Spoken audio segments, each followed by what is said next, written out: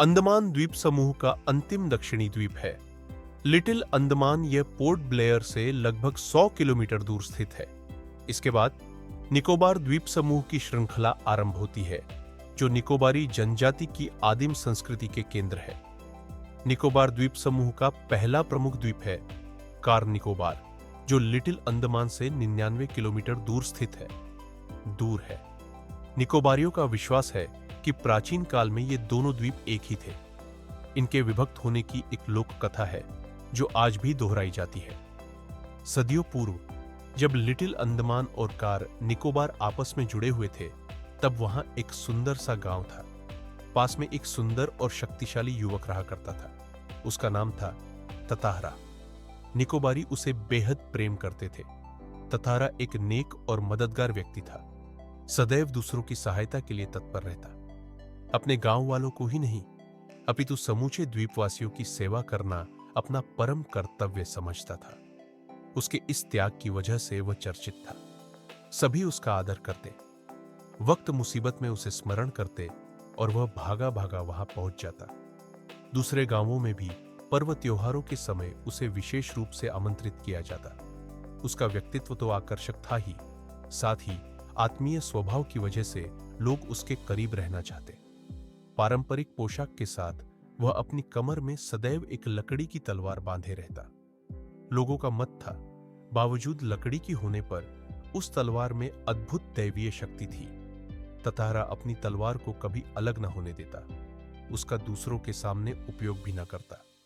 किंतु उसके चर्चित साहसिक कारनामों के कारण लोग बाग तलवार में अद्भुत शक्ति का होना मानते थे। तताहरा की तलवार एक विलक्षण रहस्य थी। एक शाम तताहरा दिन भर के अथक परिश्रम के बाद समुद्र किनारे टहलने निकल पड़ा। सूरज समुद्र से लगे क्षितिज तले डूबने को था। समुद्र से ठंडी बयारें आ रही थी। पक्षियों की सायंकालीन चहचहाहटें शनय शनय क्षीण होने को थी। उसका मन शांत था। विचारमग्न तताहरा समुद्री बालू पर बैठकर सूरज की अंतिम रंग बिरंगी किरणों को समुद्र पर निहारने लगा। तभी कहीं पास से उसे मधुर गीत गूंजता सुनाई दिया। गीत मानो बहता हुआ उसकी तरफ आ रहा हो। बीच बीच में लहरों का संगीत सुनाई देता। गायन इतना प्रभावी था कि वह अपनी सुध बुद्ध खोने लगा। लहरों के एक प्रबल वेग ने उसकी तंद्रा भंग की। चैतन्य होते ही वह उधर बढ़ने को विवश हो उठा, जिधर से अब भी गीत के स्वर बह रहे थे। वह विकल सा उस तरफ बढ़ता गया। अंततः उसकी नजर एक युवती पर पड़ी, जो ढलती हुई शाम के सौंदर्य में बेसुध एकतक समुद्र की देह पर डूबते आकर्षक रंगों को निहारते हुए गा रही थी। यह एक श्रृंगार गीत था। उसे झाती न हो सका कि कोई अजनबी युवक उसे निःशब्द ताके जा रहा है। एकाएक एक ऊंची लहर उठी और उसे भिगो गई। वह हड़बड़ाहट में गाना भूल गई।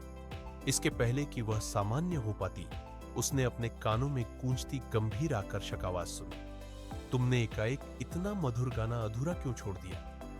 तताहरा ने विनम्रतापूर्वक कहा। अपने सामने एक सुंदर युवक को देखकर वह विस्मित हुई। उसके भीतर किसी कोमल भावना का संचार हुआ, किंतु अपने को संयत कर उसने बेरुखी के साथ जवाब दिया। पहले बताओ, तुम कौन हो? इस तरह मुझे गांव के अलावा किसी और गांव के युवक के भी जानते हो? घूरने और इस असंगत प्रश्न का कारण अपने प्रश्नों का उत्तर देने को बाध्य नहीं।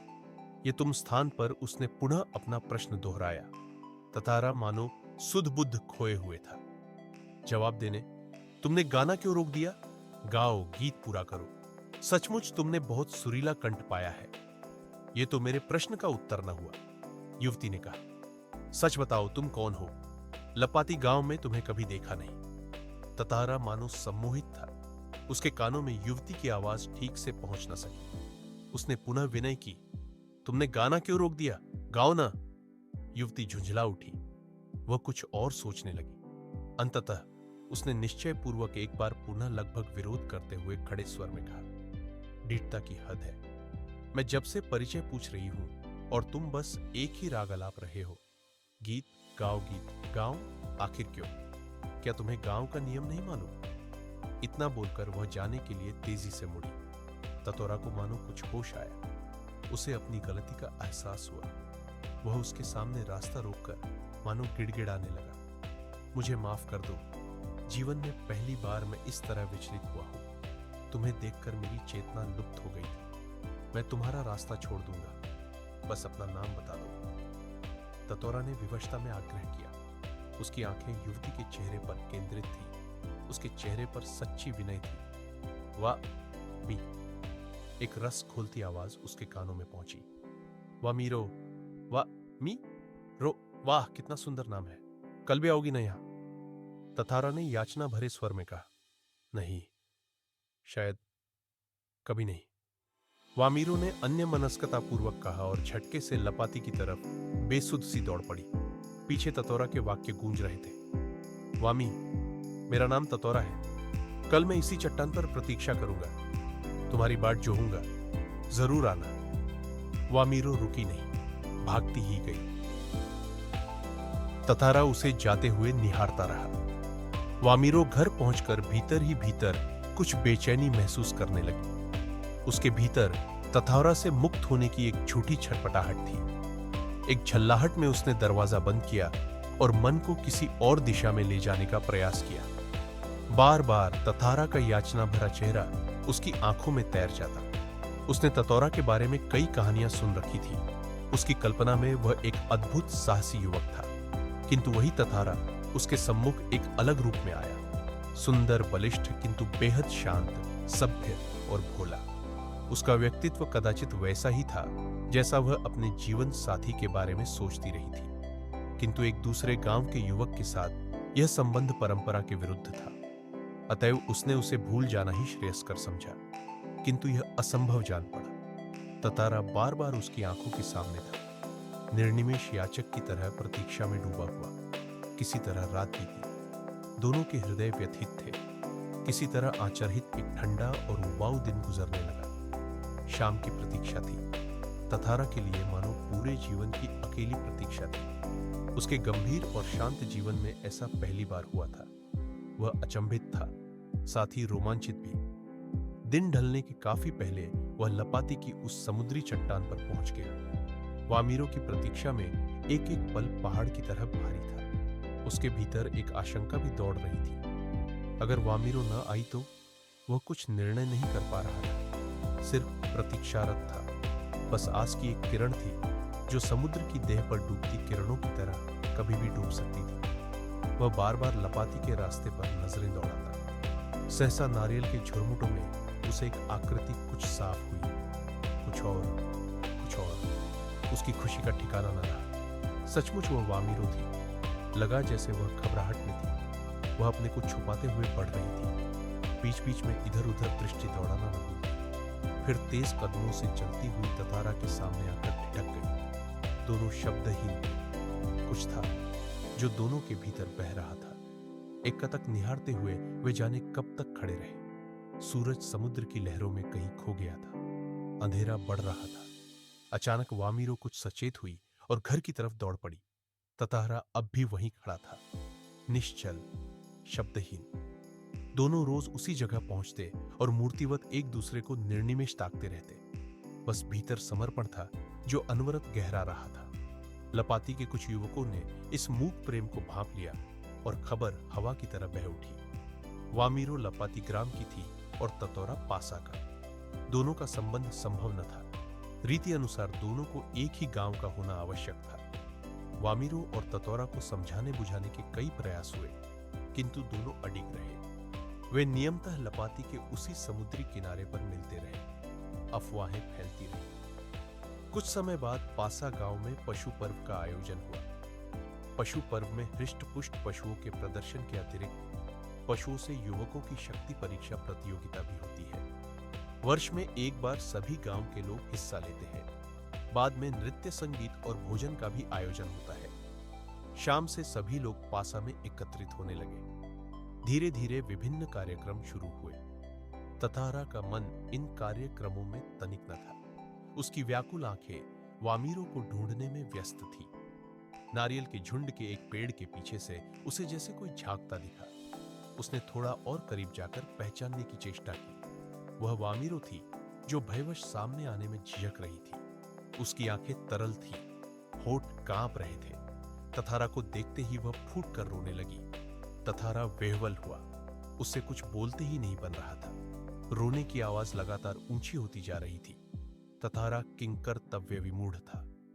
वामीरो के रुदन स्वरों को सुनकर उसकी मां वहां पहुंची और दोनों को देखकर आग बबूला हो उठी। सारे गांव वालों की उपस्थिति में यह दृश्य उसे अपमानजनक लगा। इस बीच गांव के कुछ लोग भी वहां पहुंच गए कि मां क्रोध में उफन उठी। उसने ततोरा को तरह तरह से अपमानित किया। गांव के लोग भी ततोरा के विरोध में आवाजें उठाने लगे। यह ततोरा के लिए असहनीय था। वामीरो अब भी रोए जा रही थी। तथारा भी गुस्से से भर उठा। उसे जहां विवाह की निषेध परंपरा पर क्षोभ था, वहीं अपनी असहायता पर खींच वामीरो का दुख उसे और गहरा कर रहा था। उसे मालूम न था कि क्या कदम उठाना चाहिए। अनायास उसका हाथ तलवार की मूठ पर जा टिका। क्रोध में उसने तलवार निकाली और कुछ विचार करता रहा। क्रोध लगातार अग्नि की तरह बढ़ रहा था। लोग सहम उठे। एक सन्नाटा सा खींच गया।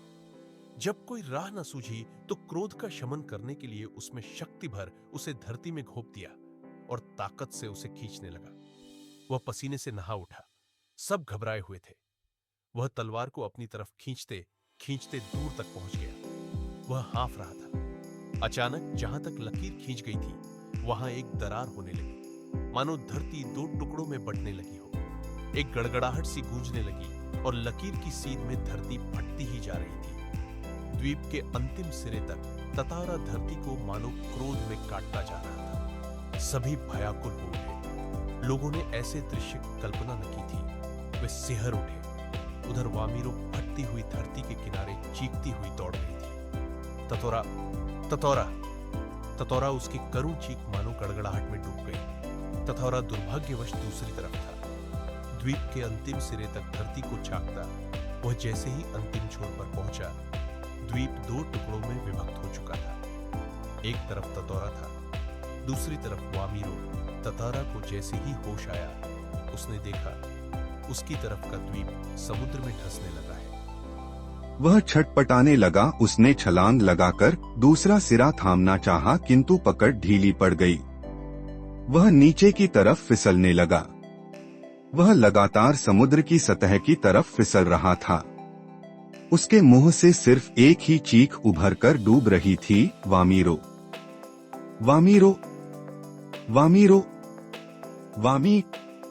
उधर वामीरो भी ततारा, ततारा, तो रा पुकार रही थी। ततोरा लहूलुहान हो चुका था। वह अचेत होने लगा और कुछ देर बाद उसे कोई होश नहीं रहा। वह कटे हुए द्वीप के अंतिम भूखंड पर पड़ा हुआ था, जो कि दूसरे हिस्से से संयोगवश जुड़ा था। बहता हुआ ततारा कहाँ पहुंचा, बाद में उसका क्या हुआ, कोई नहीं जानता। इधर वामीरो पागल हो उठी। वह हर समय ततारा को खोजती हुई उसी जगह पहुंचती और घंटों बैठी रहती। उसने खाना पीना छोड़ दिया।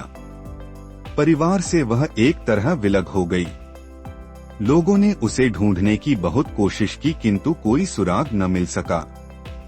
आज न ततारा है न वामीरो, किंतु उनकी यह प्रेम कथा घर घर में सुनाई जाती है। निकोबारियों का मत है कि ततारा की तलवार से कारनिकोबार के जो टुकड़े हुए, उसमें दूसरा लिटिल अंडमान है, जो कारनिकोबार से आज 96 की दूर स्थित है। निकोबारी इस घटना के बाद दूसरे गांवों में भी आपसी वैवाहिक संबंध करने लगे। ततारा वामीरो की त्यागमयी मृत्यु शायद इसी सुखद परिवर्तन के लिए थी।